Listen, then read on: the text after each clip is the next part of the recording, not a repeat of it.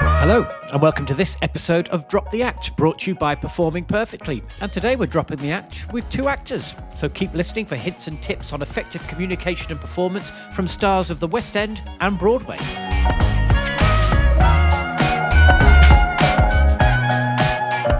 I'm delighted to be welcoming Ceili O'Connor and Conor Gillooly to the Performing Perfectly podcast today. That's quite the tongue twister, isn't it? Too many Connors. Too many. But also too many P's in Performing Perfectly podcast. You could take that and use it for your warm-ups if you want. I actually could, because of that little monologue that I have in this show. Yes. But there's all the P's. There's a lot of P's in that. So the show that Ceili's referring to is School of Rock, and we're currently in Hong Kong in the glamorous surroundings of my hotel room. We're here on the international tour, and Ceili plays Miss Mullins and Conor Dewey Finn, and we've just opened to rapturous applause last night. Just before we won't talk too much about School of Rock, we're not here to talk about that, but let's really want to just delve into a little bit about your careers and about your journeys to where you are now, and maybe discuss how we can link the theatre world to the world of business, which is what we do with Performing Perfectly. So Ceili, first, do you want to just take us back to the beginning, where you started, and a little bit about your journey? Obviously, you've performed internationally, but also on the West End, and Conor internationally and on Broadway. Just tell us a little bit, Ceili, about your journey so far. Yeah, absolutely. Whenever people ask me that, I guess I go back to Arts Ed, which is where I trained in Chiswick. But actually, performing started from a really young age.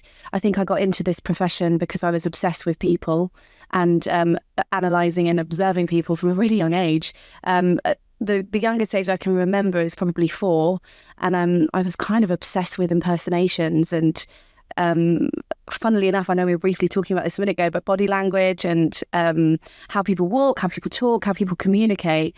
And I realised as I got older that love just never really went, and it shifted into singing and dancing because, like any young girl, I wanted to be like my big sister, and she sang. And I kind of went down the classical route as a young performer. Whatever that means these days, classically trained, and then was lucky enough to get into Arts Ed educational in Chiswick.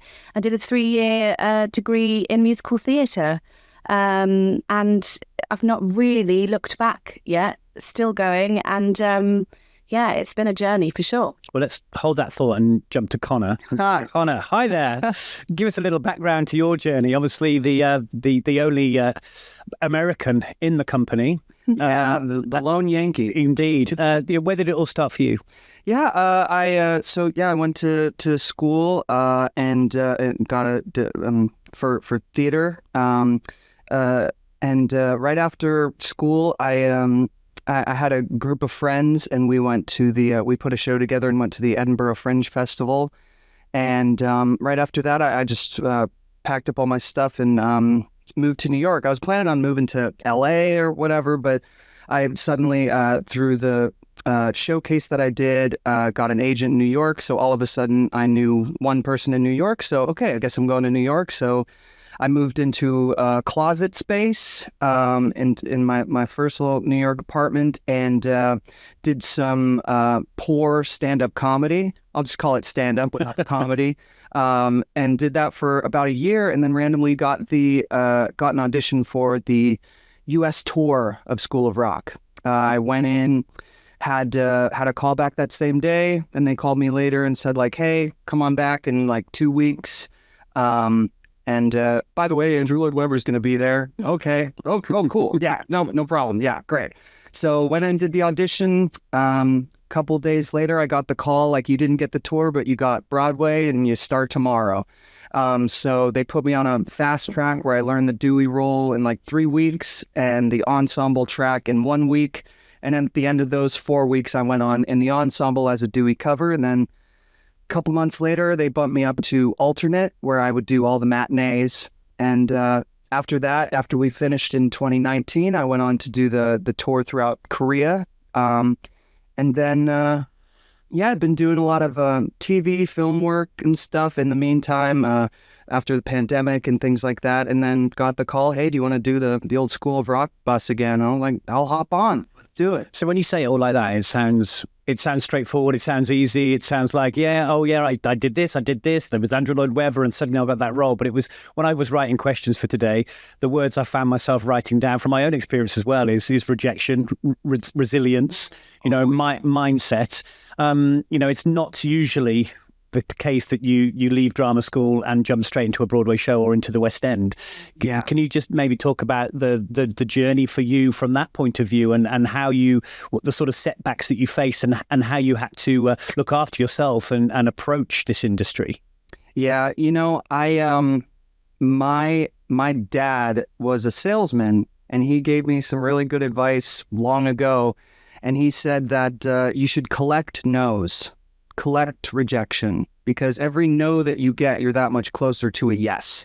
And so when it comes to auditioning and putting yourself out there, it can be kind of exhausting, and you can really sort of get into a bit of a wormhole of maybe it's me, maybe I'm not good enough or whatever. And the fact is, it's just this is just kind of this is the industry, and I had a great piece of advice as well that was, auditioning is the job. That's the job. And when you get the job, that's vacation, kind of, So doing the auditions and just putting yourself out there, as long as you are in a room where somebody else is paying the bill to have that room and you're doing your work in that room, you're doing your job. So you kind of have to go back to basics and remember those things, and not we get so wrapped up in me, that it's really not that complicated. And if you don't get picked for a job, it's not a reflection on you. It just might not be, you might not fit the vision for the piece. And it's that simple. I think in the last few years have definitely realized that as actors and performers, we often create a vision that we think they are looking for, and we forget that it's not our vision that they're casting, it's their vision. So when we get so hung up on being like, but I'm so perfect for this show, I'm so right for this show, in our head, from what we've created, we are, but we're not the ones casting it, we're not the ones on the panel. And we base that on, people that we've seen perform before us. And actually what I'm learning is whatever I bring to the table is the magic. And that's really difficult to kind of believe. But I guess I'm still trying to fake it till I make it in many ways, even though my confidence has definitely grown as I've got older.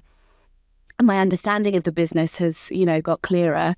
I think it's still such a complicated industry. So I think to be able to accept and to sort of, in the way we meditate, you let the thought come and you let it go. It's the same way with rejection, I guess. You kind of got to let it come, accept it, accept the rejection, accept those feelings that we're sitting in, no matter how, upset we can get with it. We've got to allow it and accept it, and then let it pass. And I think it's the letting it pass bit that everyone finds so difficult. And as I've got older, I've definitely learned how to do that with many different tools.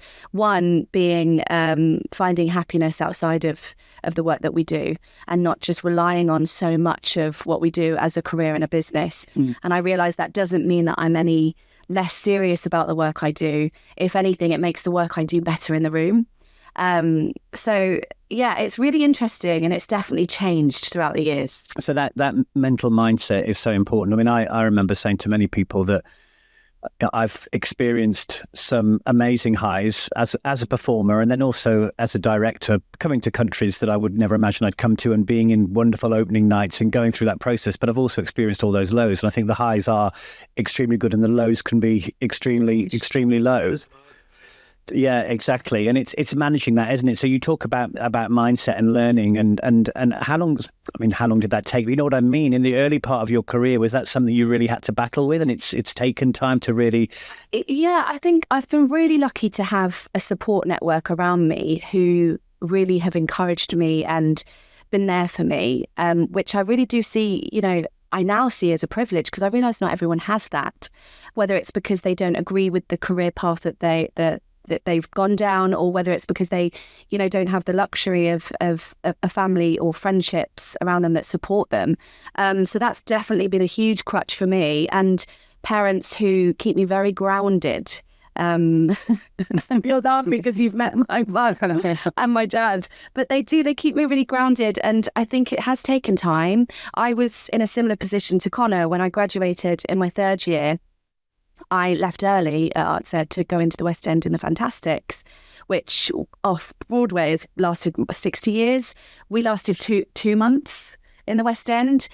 So my reality of this industry hit me pretty instantly. That high of, oh my God, I'm still training and I'm in the West End. And then all of a sudden, I'm not in the West End. And that was my first audition leaving drama school. And it was the first job I booked. So the shock of that to then have to audition, which, like you said, is the job, I didn't feel like I'd done the job. I felt like an absolute fraud. I was like, what? How am I here? Yeah, imposter syndrome. Imposter syndrome kicked in. And then I got into that flow of auditioning, very quickly went into the Wizard of Oz, which I know you've recently done the tour of at the Palladium. And it was then after that the reality of this industry and the sort of resilience that I really needed hit me. And it was a luxury, it was a privilege, but it was also something that not many people had experienced. So I was kind of experiencing these feelings 2 years out of drama school, whereas most people would experience that straight away. So I had to manage that shift kind of on my own in a way. And it's only really in the last, I'd say properly 5 years where I've realised how important my network is and my career network are, instead of thinking, I've got this, I can do this on my own. You absolutely can't.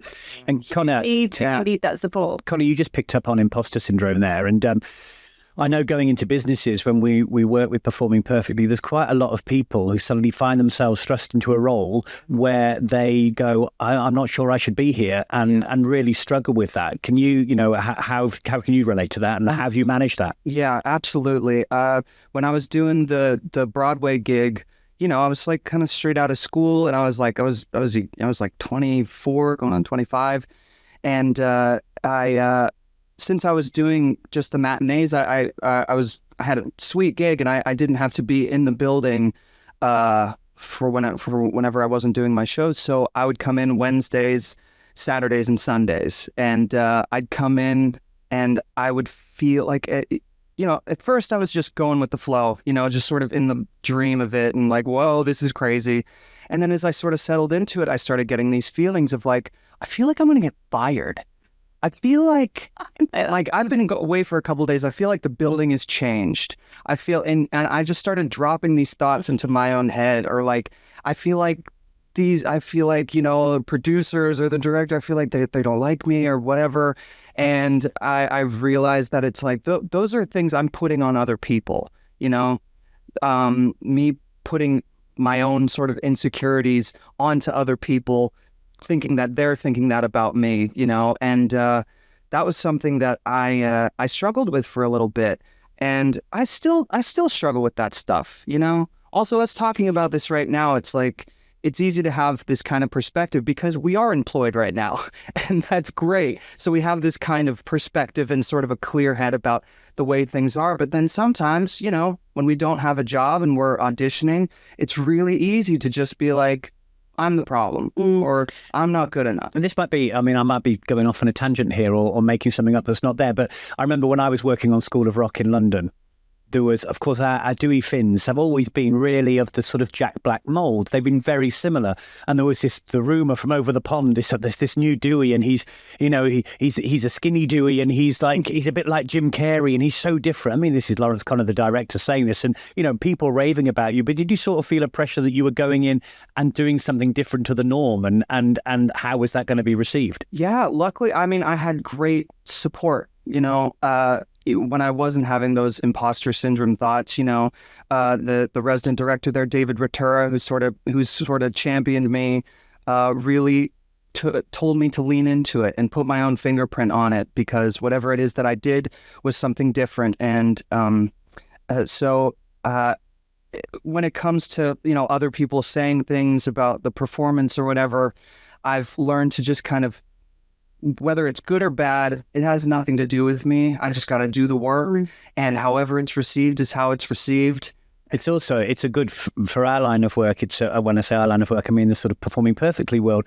When we go into businesses and have these discussions with them, we talk about how you need to change, you need to evolve, and things need to be different. And it's very easy for shows, but also for businesses to sit in one way and say, well, this is the way we've always done it, and so this way is right. So to actually implement change, do something different, shake it up, and see what the results could be. And of course, in your case, the result is that you've had a successful career as Dewey Finn since, by going in and showing that it can be done in a different way. Yeah, and it's the big thing that I am always. Every single show is a new monster to conquer, and it can be really easy to just sort of tense up and try to muscle through everything. But I've found the most success and the best shows are when I'm relaxed.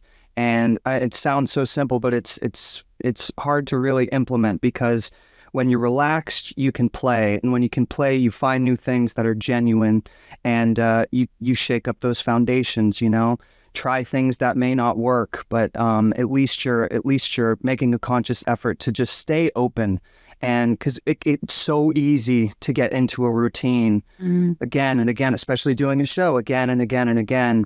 It can be easy to turn things into a cardboard cutout. So having a relaxed place, a relaxed state of mind in whatever it is that you do, I think is like the key to everything. When you're relaxed, you can think clearly. So you've touched on it there about preparation and before a show. I'd love you to both sort of elaborate on that. So a little bit about the rehearsal process, the importance of rehearsals and preparation, what your approach is to that, and then your approach to each performance and how you manage your nerves, whether you get nerves, whether there's stage fright. For people who find it difficult to go on stage and step in front of an audience of whatever size. You've been playing to 2,000 people some nights. So Ceili, do you just want to talk a little bit about your process? Yeah, mine's actually really simple, although simple doesn't always mean easy, I have to say. And it's breathing and water. God, it's like it's literally that. It's which I wish I understood and knew a long time ago, because honestly, if I just give myself the space to breathe, and I have to hydrate. If I'm not hydrated, the show is demanding in a different way to Dewey. My goodness, it's different, and I'm not in any way equating. It's all relevant to each character, but vocally for me, I'm singing classical, and then I'm sort of singing a more contemporary, sound in Act 2. So the hydration thing for me is really key. But in order to really handle my nerves, it's just about that breath and connecting with my body, and really like just feeling everything around me. My senses, I guess, are really important to me. I'll always tap into those. I don't really use my phone during the show. I think some of the girls came in the other day and they were like, "Were you just sitting there?" And I was like, "Yeah." They were like, "What, not even on your phone?" And I was like, "No." Nobody sat in a chair and just sitting there. They were laughing at me. Literally, they were laughing at me, and they were like, "Oh, thank you." And I was like, "Well, no, because if my senses get, because I'm, quite a busy person up here anyway." And if you're listening, I'm pointing to my head. My brain is busy. So I have to really manage that, and I have to really tap into my senses. I like to really acknowledge everybody who's around me. So even from that minute I'm in my dressing room, to my dresser, to the cleaners in the building, to fellow actors, to my colleagues, to everyone in that building, I like to address and be with. I like to be with everybody that I'm with 100% as much as I can be. And if I'm doing that off stage, then the likelihood is I will do that on stage as my character. And I think just that listening and being as present as I possibly can, and really tuning into the work that I've done outside of acting, in yoga and in other practices, it really helps. And exactly like you were saying, when I'm just feeling relaxed, and I guess in order to do that, I have to be when I am relaxed, it's usually when I am most present and not worrying about what other people are saying. there's a few things that I've learned through working with life coaches that are unhelpful thought patterns. One of those is mind reading, which I'm really good at. I will always come up with something that, people are thinking about me or about my work. And as soon as I try and eliminate that, and I just trust, things go to plan and things feel good and connected. So if, you are in a business where you do need to get up and speak to a big group of people, I think tapping into your senses and using those techniques really helps. But in order to do that, in order to be relaxed, in order to use the sort of the mindfulness, the preparation before is so important. Because, of course, if you've not done the work in advance, if you've not, in your case, created this character and learned those lines, then it's impossible, I suppose, to get to that position. So it's the hardest bit for me personally. Yeah, the learning, because you can't relax unless you are prepared. Unless you do that preparation and realize that, because that's the thing. You prepare, forget. Let go. The let go bit. Yeah. And so that's what I always think of, like when it comes to nerves and stuff. It's just energy. We all want to do well. And it's just energy that we want to put out there, and we want to do great. But it's just finding the way to put that energy somewhere that's actually contributing to what it is that you're doing, as opposed to hindering you and making you tense up. If you have just it's kind of just a matter of just getting to know yourself and how your own brain works. I have little stupid things that I just I think in my head just to sort of get me through if I'm struggling, if I have a little excess energy, if I'm just standing there, I just think I got roots coming out of my feet, and I'm grounded more, just little things that you can sort of drop into your head, a small thought of just little adjustments you can make to your body, or my eyes are razor blades, anything I look at, I'm cutting through, just little things that you can give yourself that nobody knows that you're doing it. It just works for you. You've just touched on a few things which I'd love to elaborate on. I'm going to, as you sort of hit the body language and the physical side of things, and for anyone who knows Conner or has seen his performance as Dewey Finn, physical is an understatement. It's how you come off stage in one piece, I'm not quite sure. But just the detail that you were talking about, my eyes are razor blades, the roots through my feet, really thinking about your shape. How important is the body language and the physicality to you? How do you approach that and make sure that the body language that you're portraying matches and fits in with the character you're creating and the lines that you're delivering? Yeah, I think when it comes to, performance and stuff, you meet a lot of actors who are I can't do it unless I'm emotionally in the place, I need to be there emotionally. And sometimes the emotion comes through action. I find that if you physically get yourself to do something, the emotions will come through. And if you're working on a piece, that's why collaboration is so important of I don't know what it looks like from the outside. I'm doing the actions, I'm doing the part, but I need those eyes from Chris and of this message isn't really getting across. Let's try this. It helps me to go from something physical as opposed to emotional. I know that, everybody has their own system of working, Stanislavski or Meisner. It's Ueslavsky, whatever works for you. And for just in my own personal experience, the emotion and the message comes through the action, and whatever you can do to just help yourself. I always think of just little vacations in my head, where if you're feeling stressed or strained, you think about, this next breath I'm going to take is, that's a vacation right there. That's so great. The physicality for me is what really informs everything else. Especially with this track, it's very physical. Pretty much every single line is a cue for somebody else, so there can be a lot of pressure. And sometimes, if you're not mentally there all the way, it's okay. The audience is there; they're seeing it for what it is, and kind of my emotions about it are a little bit irrelevant. How I feel about it is irrelevant. As long as the message of the piece is getting across, how I feel about it doesn't really matter.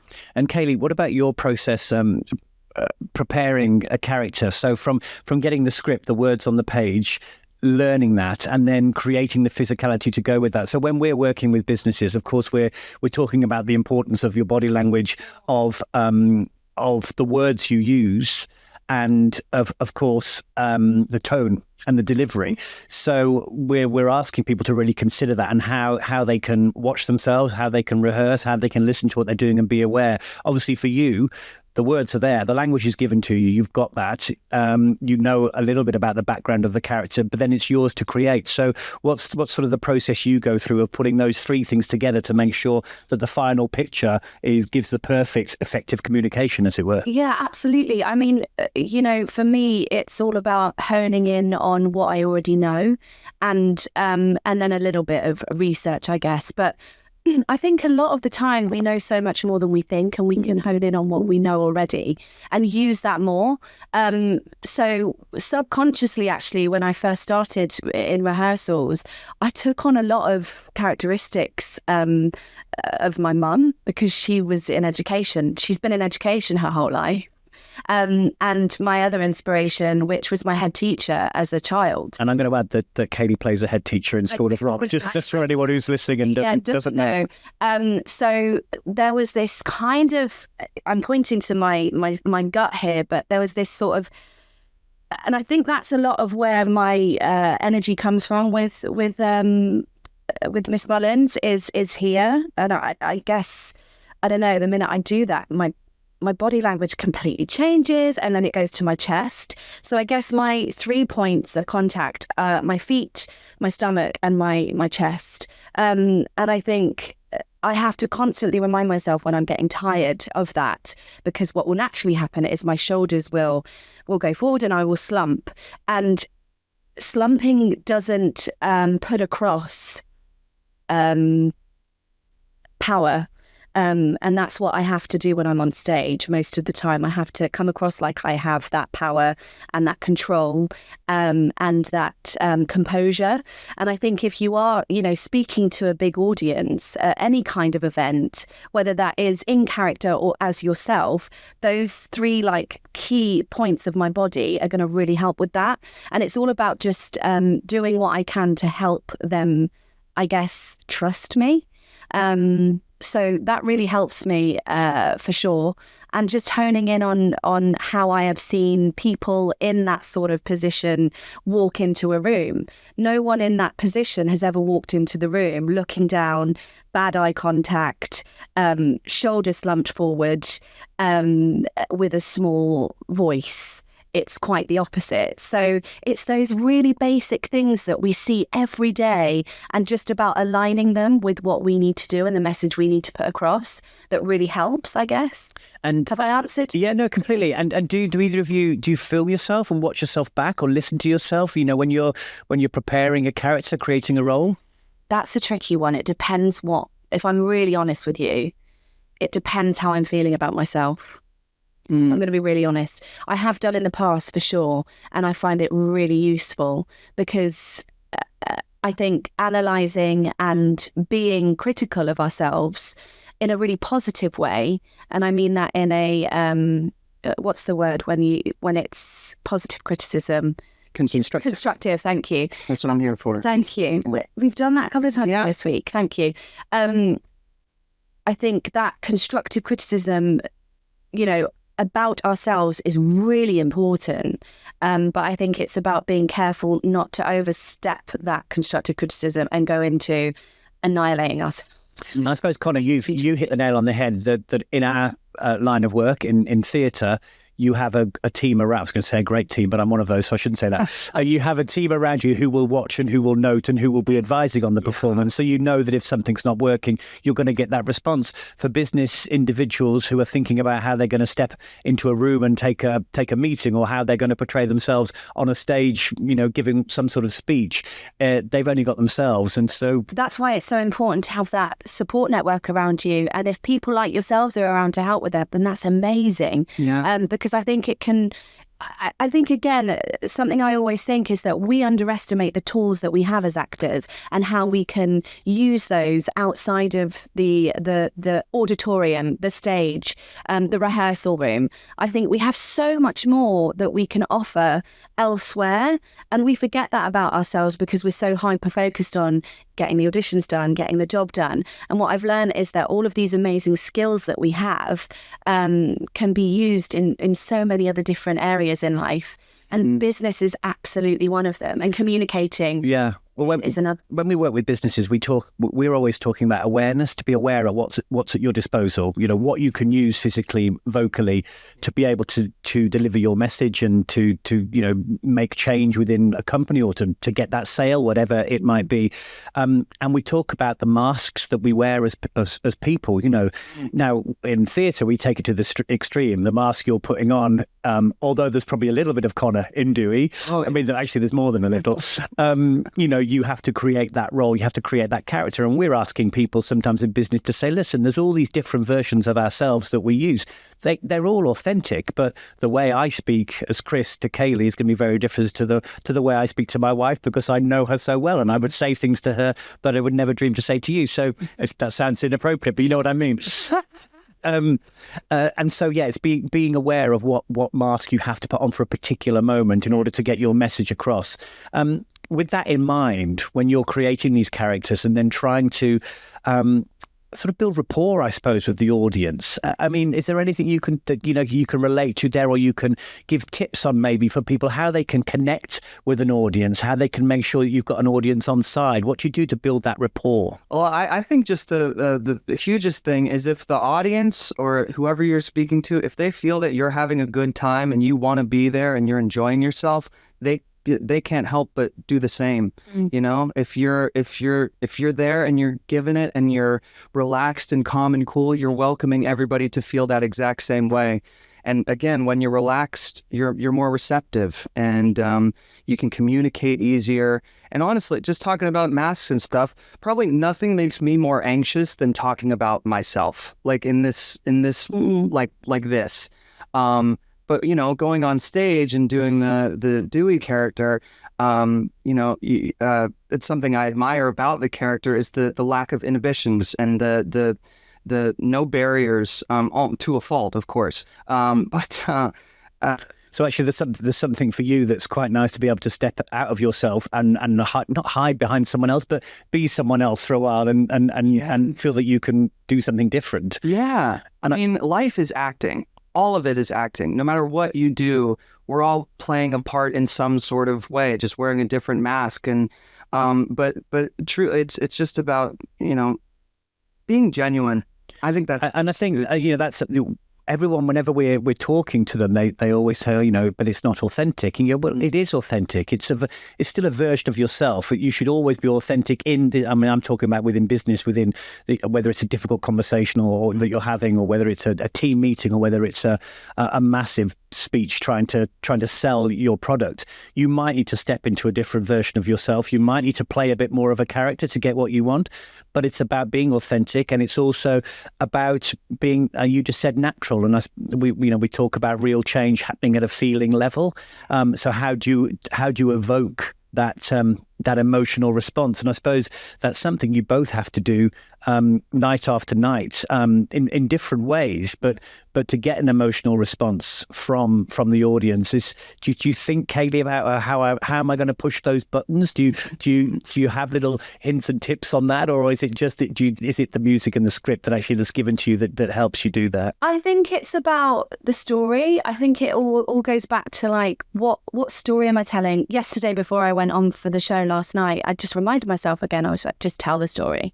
That's all you're here to do. And I think when I keep it that simple and don't overcomplicate, don't worry about them too much. I very rarely think about the audience in terms of, I need to please them tonight. I very rarely think that. And when people say to me, oh my God, it's busy out there, are you nervous? I'm not nervous about the amount of people that are out there. My nerves will be, usually, I don't want to let my team down. The nerves will come from a place of, this is a group effort. we're telling a story together. I want to be part of that story with them. And I guess whether you're telling a story on your own, in whatever capacity that is, or as a group, it all boils down to just being, again, it's just what you were saying, being authentic and telling the truth. How do you feel in that moment? I also think use those sort of feelings of anxiety and worry in a really positive way. I think we can channel that energy by using it. Does that make sense? Completely. And we're often told that physically and scientifically, the nerves that you get versus excitement are exactly the same reaction that our body is feeling. They're the same. So I think that really does help. However, that being said, when you start to feel, for example, shaky hands or shaky legs, or sometimes people get this little twitch here, breath is always going to help with that, and centering yourself. And I think taking your time. I think so many people want to rush through things, and I think just taking our time and taking control of the space, whether you're a confident character or whether you're, not so confident, you can still take your time and you can still take control of the space. And I think that ownership that you take is where the game changer happens. So as seasoned, I can't even say it, it's a good one, seasoned performers as you are, sort of, what advice could you possibly give to business professionals looking to improve their public speaking skills? I would say trust yourself. Trust and be kind to yourself. I get nervous before anything. I'm always nervous. I'm a nervous wreck, man. But when you develop tools and get to know yourself and find ways that you can calm yourself down, sometimes I'll just talk to myself. I'll call myself buddy, just little tiny things that you can help yourself that nobody else knows about. Your own little secrets that you can hold, and they're your own little special tonics that you can use. I think that word trust is so important because it's also trusting what you know. We know what we know. And I did a keynote quite recently, and I got really nervous. I hadn't done one for a while. And Lucy, my wife, said, look, just trust what you know, because suddenly you're looking at these notes that you've written down thinking, and they suddenly become like sort of alien to you. And but I wrote those. But here's the thing, you've written them down. Yeah. You wrote them. From you, yeah. And it is that thing of, I think also, don't be afraid to find your way of coping.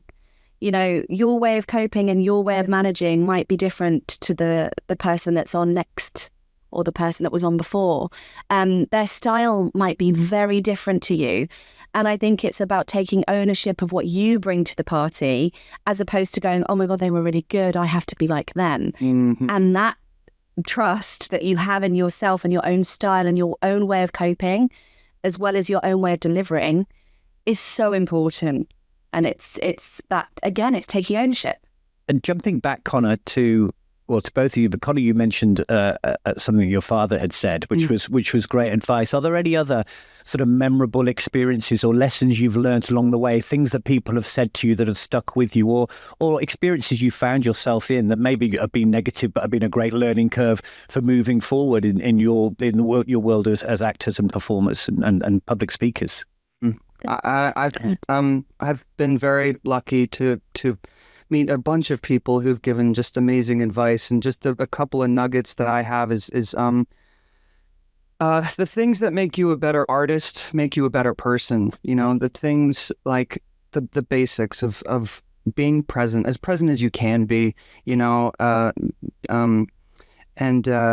Something else that is just a great piece of advice is just to keep gaining life experiences.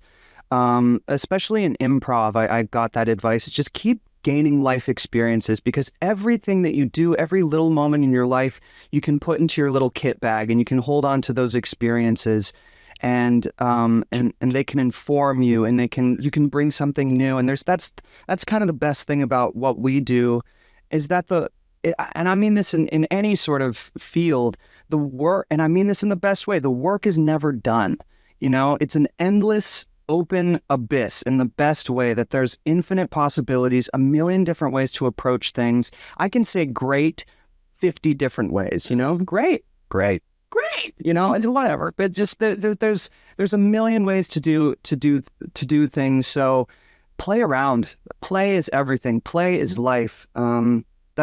Just the sense of play and getting into that place of almost childlike. I was about to say, to your child self. You just mentioned then sort of exploring different things. I mean, we talk a lot about comfort zone and stepping out of your comfort zone and the importance sometimes of it, and not feeling that you're stuck in the box, because there's other things to find outside of that box, about yourself, about your performance style, and people being able to shake up the way that they deliver, whether it's the usual business meeting where everyone sits in the same place and everyone has their heads down, actually stand up and walk around the room, shake it up a little bit, and so not be afraid of change, I suppose, is an important thing. Or mistakes. Yeah. One of the best things I've ever gotten is that mistakes are gifts.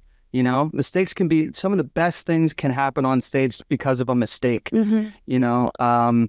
And when you're present for a mistake, something, because I used to drive myself crazy. If I made a mistake at the beginning of the show, I'd be thinking about that through the rest of the show. The audience isn't thinking about that little flub up of the lips that I made, earlier. Nobody's thinking about that. They're still with you. They're present. So you can't tear yourself up over the little mistakes. Honestly, when I started getting into it, I would sort of purposefully start on the wrong foot, kind of mess myself up to realize, like, the world didn't fall apart, we're still going, it's fine. So mistakes are great, because then new things can happen. If you make a mistake and you're like, oh, maybe that's a good choice, I could do something with that. There's always something to pull from with mistakes or flub ups. They're great. I love them.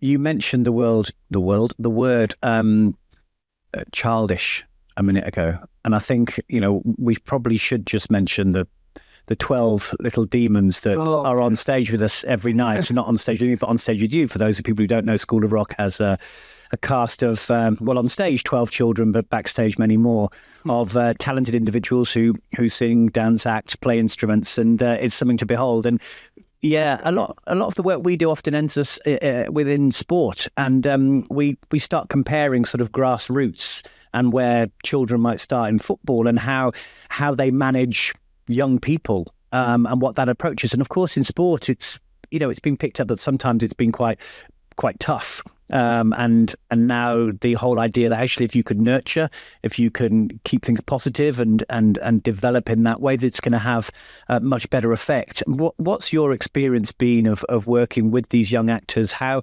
have they impressed you? But also, what's your approach been with them? It is such a gift. It is such a gift. I've been lucky enough I've been with this show since 2017. So I've had had the privilege of working with different classes of students. And every single time it's the same. We as adults, we can get so wrapped up in me, my problems and all this and my stress. And we can get so wrapped up that we forget, how silly, but how lucky we are to be here and alive and all that stuff. We forget that. And then they walk into the building and they put everything into perspective. Things are simple. It's really, it's the problems you may have, it's everything. They just always bring things back to play and just existing. And we always forget to do that. Every day we forget. I forget every day. And then getting to work with them. And they're the best improv partners, too. They're just the best scene partners, because if you throw something new at them, you see their eyes light up. Yeah. You're like, oh, this is new. This is good. And then that just feeds into you. It's just it's just incredible.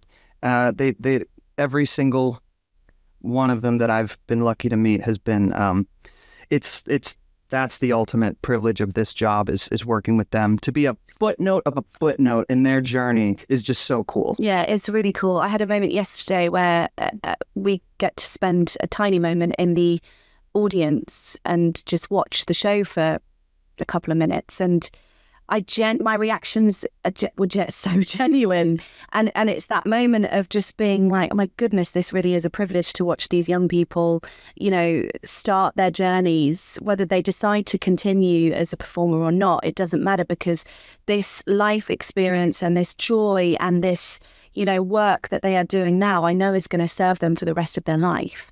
These memories they're going to have of traveling the world and learning new instruments because they want to, and they're inspired by their fellow, young actors that they're working with, their co-stars, and they don't even have to do it for the show. Their want and their love to continuously learn. And I found that for myself as an adult in the last couple of years. I found this new excitement for learning again. And I think that then inspired me to also find my new love for the things that I used to really enjoy as a child, like impersonations, like netball, like, other silly little things that used to bring me so much joy. I'm now not afraid to do as an adult. And it's brought me so many new experiences in life. And to see these sort of, young actors bring so much joy to one another's life, and to see them being inspired by one another and by us, their parents constantly remind us, they're like,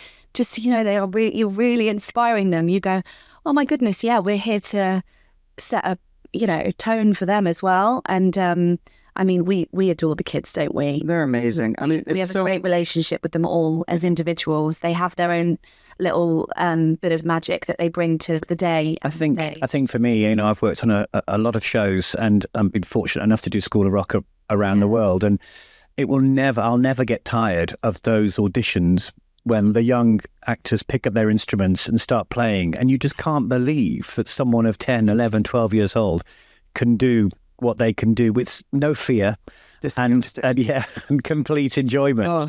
It's a joy to behold. It really is a gift. I will honestly cherish this job for the rest of my career and my life, because it's brought me so much to my life. And they have a huge part to play in that, if not, one of the biggest, alongside, this retrobate and lovely Ruben. Oh, the roles that they play and that we all play together are really inspiring. That seems like a good point to remind you that you have a matinee to do in a couple of hours. So we should probably wrap this up. Ceili, Conner, thank you so much indeed, and all the best for the rest of the journey with School of Rock. Thank you so much. Thank you. And thank you for performing perfectly today. Yeah, and I hope that this went well enough that you'll untie us from this. Well, let us see our families again. We'll see. To be continued. Thanks, guys. Thanks, Chris.